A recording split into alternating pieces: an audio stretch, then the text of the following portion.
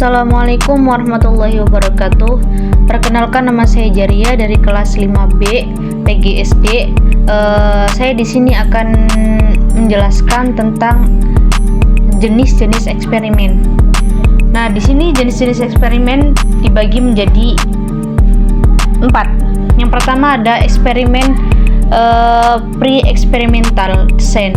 Nah, di sini disebut dengan pre-experimental design karena desain ini belum termasuk eksperimen yang sungguh-sungguh. Sebab apa? Sebab masih terdapat variabel luar yang juga ikut berpengaruh atas terbentuknya variabel independen. Jadi, eksperimen yang merupakan variabel dependen itu bukan semata-mata dipengaruhi oleh variabel independen. Hal ini dapat terjadi karena tidak adanya variabel kontrol dan sampai tidak dipilih secara random. Ada beberapa macam bentuk pre-experimental design, yaitu one shot case study, terus yang kedua one group posted design, dan in-text group compression. Nah, yang kedua itu ada true experimental design. Dalam penelitian ini, peneliti dapat mengontrol semua variabel yang mempengaruhi jalannya eksperimen. Dengan begitu, kualitas pelaksanaan rancangan penelitian atau disebut dengan validitas internal bisa menjadi tinggi.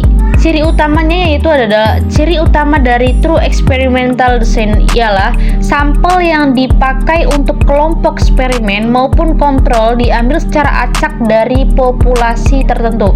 Jadi, true experimental design ini ialah adanya kelompok kontrol dan sampel penelitian yang dipilih secara acak.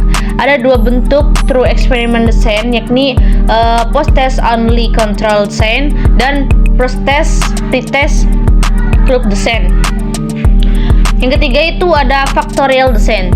Nah, factorial design ini adalah bentuk modifikasi atas true experimental design. Modifikasi yang dilakukan ialah dengan mengamati kemungkinan adanya variabel moderator yang mempengaruhi variabel independen atau perlakuan terhadap variabel dependen hasil. Yang keempat ini adalah quasi experimental design. Quasi experimental design juga merupakan pengembangan dari true experimental design. Namun, desain ini cenderung sulit dilaksanakan. Kenapa? Karena desain ini memiliki kelompok kontrol, namun tidak bisa berfungsi secara penuh untuk mengontrol variabel-variabel luar yang mempengaruhi pelaksanaan eksperimen atau percobaan. Walau demikian, desain ini lebih baik dari pre-experimental design.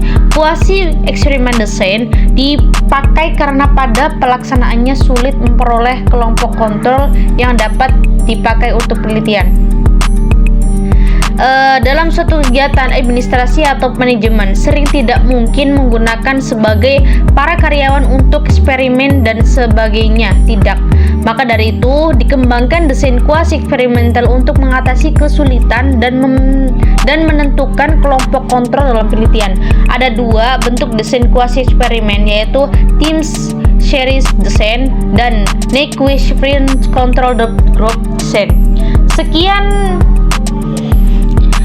Sekian dari saya atas penjelasan dari eksperimen dibagi menjadi 4 tadi.